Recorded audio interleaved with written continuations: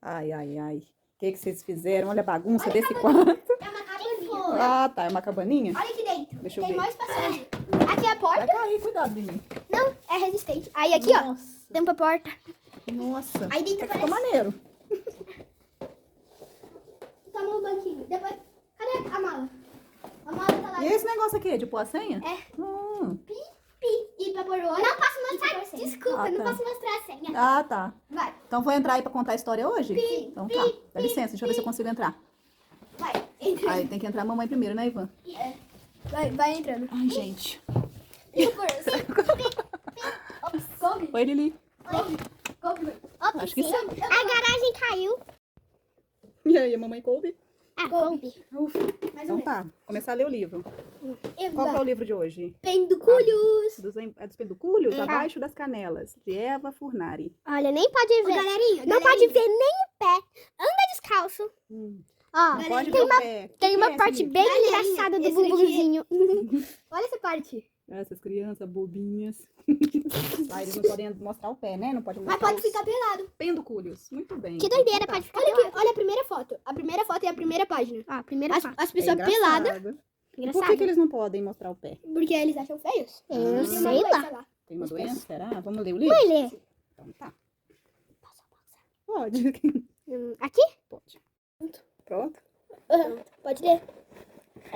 Pronto, Cabe nós já. aí. Coube. Aí, nós três, pronto. Abaixo das Canelas. Editora moderna e a autora Eva Furnari. Tô contando. Então...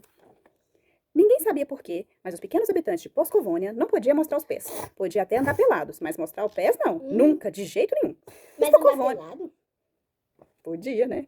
Mas os poscovônios, sujeitos muito bem educados, estavam sempre de meias e sapatos. Só tiravam para tomar banho. E olhe lá. Mesmo assim, quando saíam do banheiro, tinham de sair com os pés calçados. Envergonhavam-se de mostrar os pés. Só em casa e com os íntimos, mãe, pai, marido e mulher, é que podiam ficar descalços. Quando faziam calor, eles sofriam, e não era pouco não. Os pés suavam e não podiam nem coçá-los em público. Era feio. Às vezes, um ou outro mais ousado se revoltava e coçava, mas era falta de educação. O povo de Poscovônia nem gostava de usar a palavra pé. Preferia usar pendúculo, que era o nome científico daquela parte inferior do corpo. Pendúculo. Peludo. Pé peludo? Pé de pioca. Deixa a mãe ler. Posso ler, filho? Que isso? Agora lê, mãe. Pendúculo era a palavra elegante e certa para chamar aquele par de coisas que ficava na ponta das pernas. Pata, sapatão, prancha, então, eram palavrões escabrosos.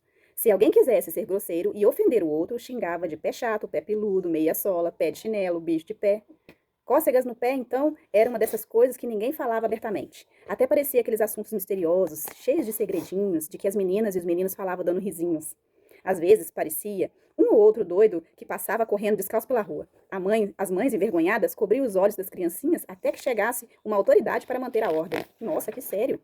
Olha lá o menino correndo com o pé descalço e a mãe tampando o olhinho. Que legal. Olha essa Bem daqui. diferente. Até que ela tá com roupa. É, mais ou menos. Vamos ver. Certa vez, na Poscovônia, a terra dos pés calçados, ocorreu algo complicado e desagradável. Foi no verão, bem no verão, que as bactérias oportunistas invadiram a sola dos pés, poucos ventilados dos poscovônios, e fizeram a festa. Provocaram chulesite aguda, altamente contagiosa, e pior, bem pior, que dava uma coceira danada. As pessoas na cidade conheciam e estavam acostumadas com doenças mais comuns, como micose, frieira, joanete, unha encravada. Mas a tal chulesite aguda, apesar de ser fatal, era constrangedor, causava uma terrível desordem social. Todos tinham que pedir licença a cada minuto para ir lá dentro se coçar. Isso sem dizer no terrível e tenebroso chulé, que nem o sapato dava conta de esconder. Tinha muita gente passando mal. Uns usavam perfume para disfarçar. Outros já achavam que perfume misturado com chulé piorava bastante a situação. O médico da cidade não sabia mais o que fazer. Não havia remédio, talco, pomada, nem mesmo injeção que curasse a tal praga mal cheirosa. Todos diziam que chulesite aguda não tinha cura. Mas tinha. Ninguém tocava no assunto. Fingiam nada saber. Isso tudo porque a tal cura era chocante, escandalosa e despudorada. Andar descalço por algumas semanas. Ixi, ninguém ia suportar aquela cura. Eu ia. O povo procurava outra solução. E, enquanto não encontrava, ia fazendo campanhas para, pelo menos, aliviar o ar pesado da cidade. Uma campanha elegante, sem nem usar a palavra pendúculo. Os cartazes diziam discretamente: tome banhos, muitos banhos, por dia. O banho rejuvenesce. Mentira, banho faz bem, mas não rejuvenesce coisa nenhuma. Em todo caso, na escola, o encarregado de divulgar a campanha higiênica foi Fausto, o professor de filosofia. Ele deveria insistir para que as crianças tomassem mais de um banho por dia, ou pelo menos lavassem muito bem aquelas partes.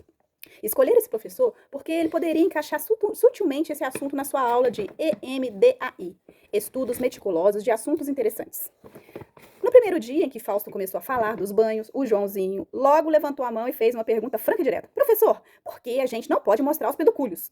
Foi uma risada abafada geral. As crianças se contorciam na cadeira. Não se sabe se de vergonha ou de curiosidade.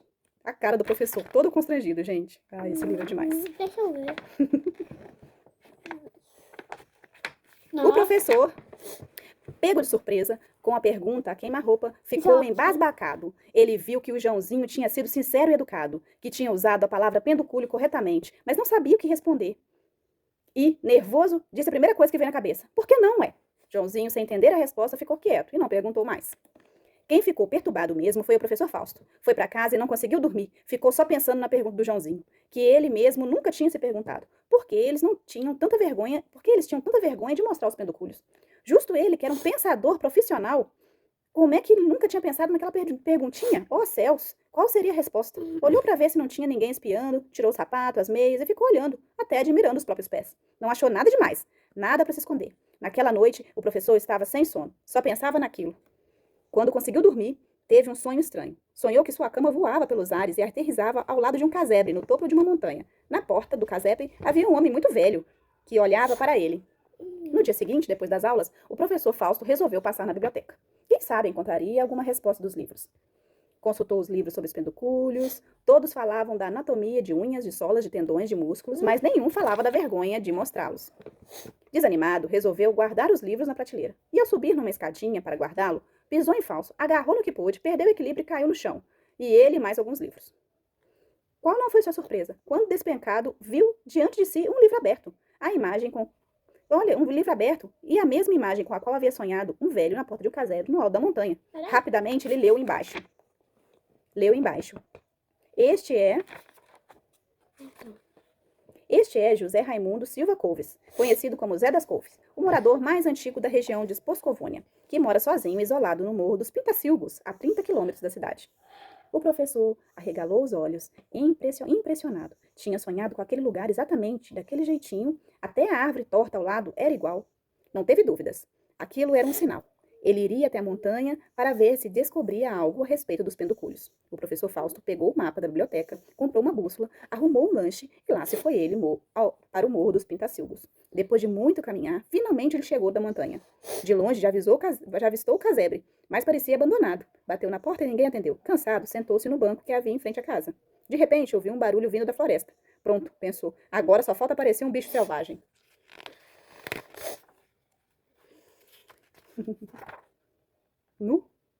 Esse é velhinho mesmo, hein? Já estava arrependido de ter se metido naquela aventura, quando apareceu o velhinho do sonho. O velhinho é muito feio, né? Tadinho, ele tá bonitinho. Um pouquinho, né? Apareceu o velhinho do sonho. 3 fios. Ele era tão velho que parecia ter uns 150 anos. O professor olhou discretamente e reparou que o homem estava descalço e parecia bem à vontade com isso. Fausto fingiu não anotar e cumprimentou educadamente. Boa tarde. Boa tarde, respondeu o outro com um jeito caipira. O senhor tem um copo d'água? Perguntou o professor para puxar assunto. O velhinho convidou para entrar e trouxe a água. O professor foi puxando assunto como quem não quer nada, perguntando coisas e mais coisas. O velho gostava de falar e foi contando histórias e casos antigos acontecidos na região. Porém, nada pudesse esclarecer o assunto que interessasse o professor. Olha lá ele perguntando. Olha lá, ele só tinha 3 dentinhos na boca. De repente, Fausto parou num quadro pendurado na parede com um retrato de uma criança calçada e perguntou: é o senhor nessa foto, seu Zé? O velhinho abriu um sorriso, coçou o pé. O professor ficou sem graça e fingiu que nem reparou. Sou eu mesmo, seu doutor. Nem parece, né? O professor não perdeu a chance. Desculpe a falta de educação, seu Zé, mas quando o senhor era criança, andava calçado? Calçado? No tempo do retrato, andava calçado, sim, senhor. Eu e as outras pessoas. Naquele tempo, não tinha ninguém que andasse descalço. Por aqui. Ansioso, o professor logo perguntou por quê. Naqueles tempos, todo mundo tinha que andar calçado, senão morria. Como assim morria, seu Zé? Isso mesmo. É que nesse tempo antigo apareceu aqui na região uma erva rasteira, desgraçada e ruim. Ela tinha uns espinhos, danado e venenoso. Essa erva maldita cobriu a terra toda, até onde o zóio não podia mais alcançar. Para não espetar os pés e não morrer envenenado, nós tínhamos que andar sempre calçado. Aí, muito e muito tempo depois, a erva daninha acabou. O povo até esqueceu dela.